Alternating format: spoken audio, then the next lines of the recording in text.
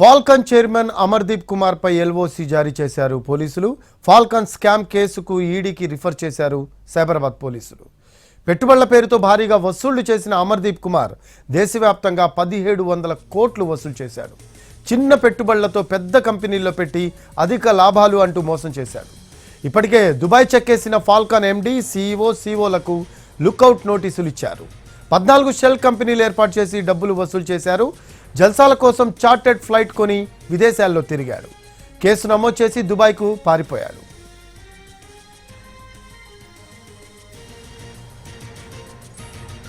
మరో అప్డేట్స్ తెలుసుకుందాం. మా crime input editor Ramesh Vaitla ఉన్నారు.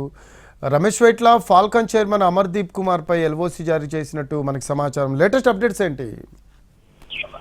అయితే ఫాల్కన్ స్కామ్ లో పోలీసులు విచారణ చేస్తున్నారు. విచారణ చేస్తున్న కొద్దీ కొత్త విషయాలు వెలుగులోకి వస్తున్నాయి. అయితే దీనికి సంబంధించి మేనేజర్ ని ఒకరిని ఈ రోజు ఉదయం కూడా అరెస్ట్ చేశారు. మరొక ఇద్దరిని కూడా అదుపులో తీసుకున్నట్టు సమాచారం. అయితే దీనికి సంబంధించి ఇప్పటికీ పూర్తి స్థాయిలో దర్యాప్తు చేస్తుంటే ఫాల్కన్ ఏ విధంగా ఆక్రమణ చేసింది, ఏ విధంగా డబ్బులు చేసింది అన్న విషయం ఇప్పటికే బట్టబయలైనప్పటికీ ఫాల్కన్ చైర్మన్ కేవలం ఎంజాయ్ చేయడానికే ఒక చార్టర్ ఫ్లైట్ కొనేసి ఆ ఫ్లైట్ ద్వారా దుబాయ్ తో పాటు సింగపూర్, మలేషియా లాంటి హాంకాంగ్, బ్యాంకాక్ లాంటి మొత్తం అన్ని ప్రదేశాలకు తన సొంత చార్టర్ ఫ్లైట్ లో తిరిగినట్టుగా అధికారులు గుర్తించారు. అయితే ఆ కేసు నమోదు కాగానే అతను వెంటనే తన టీమును తీసుకొని చార్టర్ ఫ్లైట్ లో దుబాయ్ కి వెళ్ళిపోయినట్టుగా ఇప్పటికున్న సమాచారం. అయితే అతడు ఇండియాకి ఎప్పుడైనా రావచ్చే అవకాశం, ఎందుకంటే విజిటింగ్ వీసా అంటే దాదాపు 6 నెలల పాటు ఉండే విజిటింగ్ వీసా మీదనే అతను ప్రస్తుతానికి దుబాయ్ వెళ్ళాడు. ఆ విజిటింగ్ వీసా 6 నెలల పాటు ఉంటుంది కాబట్టి అతను ఎప్పుడైనా సరే ఇండియాకి వచ్చే అవకాశం ఉంటుంది. అంతేకాకుండా చార్టర్ ఫ్లైట్ ని అక్కడ ఈ విమానంలో పార్క్ చేస్తే దానికి పెద్ద మొత్తంలో డబ్బులు పెట్టి కట్టాల్సిన అవసరం ఉంటుంది. కాబట్టి ఏ క్షణమైనా ఎక్కడైనా సరే ఇండియాలోని ఏదో ఒక ఎయిర్పోర్ట్ లో దిగే అవకాశం ఉంటుంది. కాబట్టి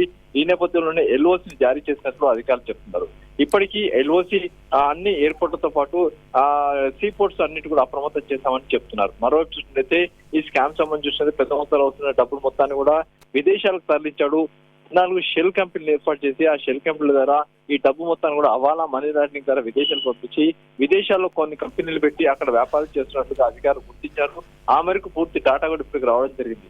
ఏది ఏమైనా కూడా ఫాల్కన్ సంస్థ చిన్న పెట్టుబడులని పెద్ద మొత్తంలో డబ్బులు లాభాలు ఇస్తామని చెప్పి వసూలు చేసింది. దాదాపు 1700 కోట్లకు వసూలు చేసి ఆ మేరకు పెద్ద మొత్తంలో ప్రజలకు కుర్చీలో పెట్టిన ఫాల్కన్ చైర్మన్ తో పాటు మిగతా వాళ్ళు పట్టుకునే ప్రయత్నం చేస్తున్నారు.